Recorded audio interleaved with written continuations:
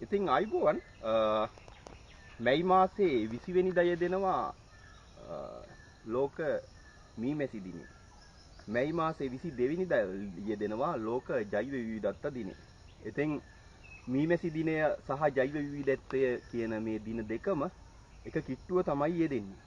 ඉතින් මීමැසි දිනය මතක් වෙනකොටම ඒක කතා කරනකොටම ඔබට මතක් වෙනවා ඇති පහුගිය කාලේ පුවතක් ගියා විලච්චිය ප්‍රදේශයේ අක්කර 100 ගණනක වට්ටක් කමල් පරාගණය කිරීම සඳහා මීමැස්සෝ නැහැ. ඒ වෙනුවට මිනිසුන්ට අතින් තමයි මේ කාර්යය කරන්න වෙන්නේ කියලා. ඉතින් ඒ වගේම තමයි තව මතක් කිරීමක් තියෙනවා. ප්‍රසිද්ධ ප්‍රකාශයක් තියෙනවා මීමැස්සෝ නැති වෙලා මිනිසුන්ට ආහාර අරගෙන ජීවත් වෙන්න පුළුවන් වෙන්නේ මීමැස්සෝ නැත්තම් අවුරුදු 4ක් විතරයි කියලා උපරිමෙන්. ඉතින් මෙවන් වූ තත්ත්වයක් යටතේ අපි හිතුවා ලෝක මීමැසි දිනය සහ ජෛව විවිධත්ව දිනය සලකලා බලලා ඒ වෙනුවෙන් මීමැස්සන් කැඳවා ගැනීම සඳහා මීමැස්සන්ට වාසස්ථානයක් සපයන්න. ඉතින් මේ මීමැස්සන්ට වාසස්ථාන සපයන එකට කියනවා රුකුල් තැබීම කියලා තමයි කියන්නේ. රුකුලක් කියන්නේ මීමැස්සන්ට සුදුසු වාසස්ථානයක් සපයන එක. මීමැස්සෝ අපේ පරිසරයෙන් ඉවත් වෙන්න ප්‍රධානම කරුණු කිහිපයක් බලපානවා. කැලෑ හෙලිපෙහෙලි කිරීම, ගිනි තැබීම, වාසස්ථාන නොමැතිවීම, කෘෂි රසායන, විස රසායන ද්‍රව්‍ය භාවිතාව සහ තවත් බලපාන සාධක ගණනාවක් තියෙනවා. ඒ අතරින් විශේෂම අවධානය යොමු වෙන කාරණයක් තමයි මෙයාලට වාසස්ථාන නොමැතිවීම. ඉතින් අපි මීමැසි දිනය සහ ජෛව විවිධත්වය දිනය වෙනුවෙන් ජෛව විවිධත්වය සහ මීමැස්සන් සුරැකීම වෙනුවෙන් රුකුලක් තබන්නයි මේ සූදානම් වෙන්නේ. ඔබටත් පුළුවන් මේ කාර්යයත් එක්ක එකතු වෙන්න. ඉතින් එකතු වෙන කට්ටිය මේ වීඩියෝ එකේ ඩිස්ක්‍රිප්ෂන් එකට ලින්ක් එක දාලා තියෙනවා. ඔබට පුළුවන් මගේ දුරකථන WhatsApp අංකය දාලා තියෙනවා. ඒ හරහා මේකට කොහොමද සම්බන්ධ වෙන්නේ කියලා ඔබට පුළුවන් උපදෙස් ලබා ගන්න. තියෙනකොට අපිට රුකුල් තියෙනකොට අපිට කලයක්, මුට්ටියක්, ඒ වගේම බෙන සහිත කොටයක්, ඒ කිව්වහම කිතුල් කොට, ඊළඟට තල් කොට, පොල් කොට මේවයි බෙනයක් තියෙනවා නම් ඒ වගේ දෙයක් පාවිච්චියට ගන්න පුළුවන්. ඉතින් මම අද ගත්තේ කලගෙඩියක්. කලගෙඩියක් ගත්තාම බලනවා ඇති වෙයි මේ පොලිතින් එකකින් ආවරණය කරලා කියලා.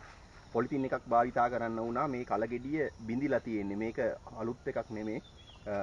ගන්නකොටම ඩැමේජ් වෙලා තිබ්බේ. ඒ හින්දා මේක කලේ පැදිලා තියෙන හින්දා විසිරීලා යන එක වළක්වන්න මේ විදිහට පොලිතින් එකක් දාලා තිබ්බා. මේකෙන් තව වාසියක් වෙනවා මේ කලය වර්ෂාව වැටුණට තෙත් වෙන එකත් පාලනය වෙනවා. ඉතින් මේ ඉවත් කරන පොලිතින් එකකින් තමයි බැහැර කරන එකකින් තමයි මේක ආවරණය කරලා තියෙන්නේ. එතකොට අපිට රුකුලක් තියනකොට මේ විදිහට කලයක් ගත්තාම මේ කලේ අපි නිකම්ම කොහෙවත් තියන්නේ නැහැ. මේක බඳින්න ඕන. තියෙන තැනක තියලා අපි බඳින්න ඕන. එකට ලණු කෑල්ලක් අරගෙන හොඳට කටේ වටේ බැම්මක් දාගත්තාම හරි මෙහෙම. මොකද නැත්තම් අපි කලේ තිබ්බහම හුළඟක් ආවොත් සතෙක් පැන්නොත් මේක බිමට වැටෙනවා. ඊළඟට අපි මේ කලේ තියෙනකොට රුකුල තියෙනකොට තෝරගන්නවා මේ වගේ සිසිල් පරිසරයක්. සේවන සහිත සතුන්ගෙන් බාධාවක් නොවන සිසිල් පරිසරයක් තමයි තෝරගන්නේ. ඊට පස්සේ මම මේ කලේ තැබීම සඳහා තෝරගන්නේ මේ වගේ ගහක් මුල. මේක ගිරිදීසිය ගහ. එතකොට මෙන්න මේකේ මෙන්න මේ ස්ථානේ තමයි තෝරගන්නේ.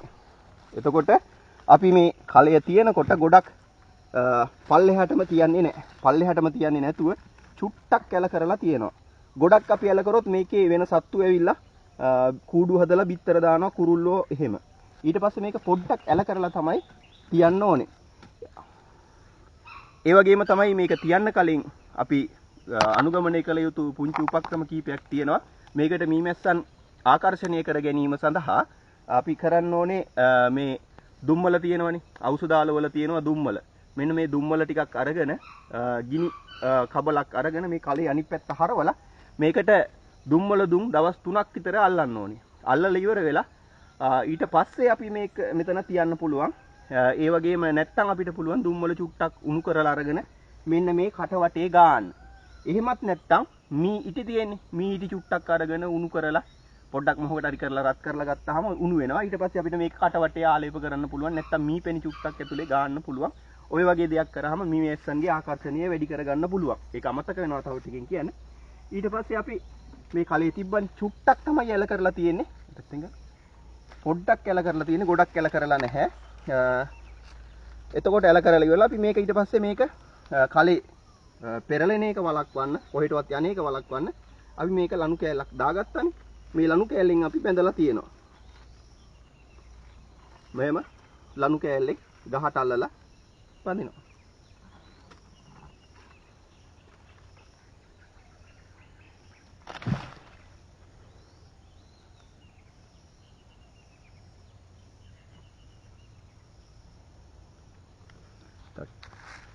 මේ විදිහට කලේ තිබ්බට පස්සේ අපි සතියකට වගේ වතාවක් මේකේ දැන් සාමාන්‍යයෙන් අපි දන්නවනේ මේකට සත්තු ඇවිල්ලා ඇතුල් වෙන්න පුළුවන්, මකුළුවෝ දැල් බඳින්න පුළුවන්. ඒ නිසා මේක අපි සතියකට වගේ වතාවක් මෙහෙම කොලාත්තක් හරි මොකක් හරි අරගෙන මේක ඇතුළට දාලා මෙහෙම සුද්ධ කරන්න ඕනේ. එතකොට අර මකුළු දැල් එහෙම තියෙනවනම් ඒවා ඉවත් වෙනවා. ඊට පස්සේ මීමැස්සෝ මේකට එයාලා සුදුසු දවසක් වුණොත් මීමැස්සෝ මේක හොයාගෙන එනවා. එයාලට වාසස්ථානයක් හොයාගන්න පුළුවන්. ඉතින් සමහර වෙලාවට මේක සතියකින් දෙකකින් මාසකින් දෙකකින් නෙමෙයි අවුරුද්දකින් දෙකකින් හරි ඔබ තියෙන රුකුලට මීමැස්සෝ එන්න පුළුවන් හැකියාව තියෙනවා. අවුරුද්දක් දෙකක් වුණත් යයි. ඉතින් බලන්න අපිට මේ වැඩසටහනේදී බලාපොරොත්තු වෙන්නේ අනිවාර්යයෙන්ම ඔබේ ගෙවත්තට සතියක් දෙකක් ඇතුළත මීමැස්සෝ එනවා කියන එක නෙමෙයි. අපි මෙයාලට වාසස්ථානයක් සපයන එක තමයි මේ වැඩසටහන හරහා බලාපොරොත්තු වෙන්නේ. නවත්ත. මේ තියෙන්නේ නම් මීමැයි පෙට්ටියක මීයක්. විශේෂයෙන්ම සැලකිලිමත් වෙන්න ඕන දිමියෝ නැති ගහක ඕන අපි රුකුලක් තියනකොට තියන්න. ඒ පිළිබඳව විශේෂයෙන්ම සැලකිලිමත් වෙන්න. දිමියෝන්ගේ හානි තියෙනවා නම් මීමැස්සෝ ඒ වගේ තැන්වලට එන්න ටිකක් කැමති නෑ. මොකද දිමියෝ මීමැස්සෝ අල්ලන හින්දා.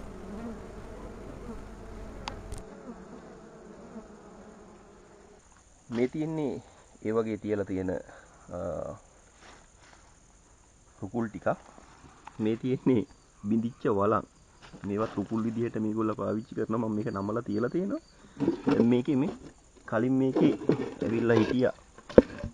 ඔබට පේන්නේ තිමි. මේකේ කලින් මේ වළඳේ මීමැස්සෝ ඇවිල්ලා වද බැඳලා ඉඳලා ගිහිපු එක. මේ මෙතනම තමයි මේක තිබ්බේ. ඕනේ. මකුළු දැල් බැඳලා තියෙනවා නම් අයින් කරන්න ඕන බලලා.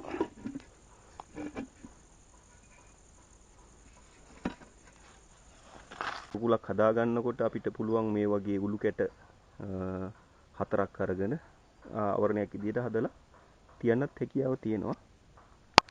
මම දැන් යන්නේ තවත් තැනක ස්වභාවික රුකුලක් තියෙනවා.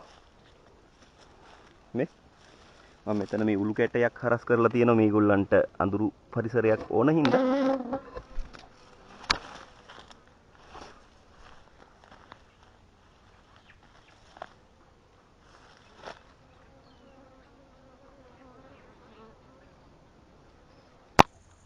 මේ තියෙන්නේ සෙවන තැනක ඒ වගේ තියපු තවත් රුකුලක්.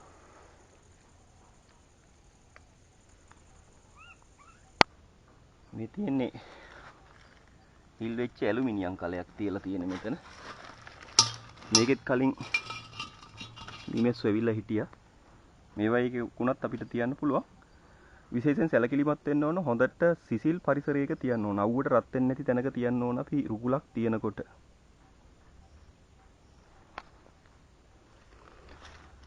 ඔය ගහේ තියලා තියෙන ගහ මුල. මේ තියෙන මේ විදිහට තියපු තවත් රුකුලක්. මේකත් කලින් මීමැස්සෝ ඉඳපු එක. ඒකත් බිඳිලා තියෙන්නේ. ඒ වුණාට ඔය විදිහට මම පොලිතින් එකකින් ආවරණය කරලා තියලා තියෙනවා. විශේෂයෙන් සැලකිලිමත් වෙන්න ඕනේ මේ විදිහට හොඳට සෙවණක් තියෙන තැනක තියෙන්න ඕනේ. මේකට අවුව වැටෙන්න බෑ. ඉතින් ඔයාලට පෙන්නගෙන ආවා මම තියපු රුකුල්. මේක මම කලින් දැක්කේ නෑ. මේක සුද්ධ කරන්න කියලා හිතාගෙන ආවේ. බාන්නකෝ ඒකට ඇවිල්ලා මීමැස්සෝ. නේ? ඕ. ඔයාලට පෙන්නන්න හිතාගෙන ආවේ පෙන්නලා සුද්ධ කරන්න කියලා බැලුවේ. බලනකොට මීමැස්සෝ ඇවිල්ලා. මේක වලන් දෙකක් එකතු කරලා තමයි තියෙන්නේ. මේ තියෙන්නේ යට සහ උඩ. උඩ තියෙන්නේ පොඩි මුට්ටියක්. යට තියෙන්නේ ඒක ඇතිලියක්. ඇතිලියකුයි මුට්ටියකුයි තියලා හදපු රුකුලක්. ඇතුළ නම් පේන්නේ නැතුව ඇති අඳුරුයිනේ. එයි. නැස්ස යනවා පේනවනේ. ඔන්න. එකත් සෙවන තැනක තමයි තියලා තියෙන්නේ. බලන්න.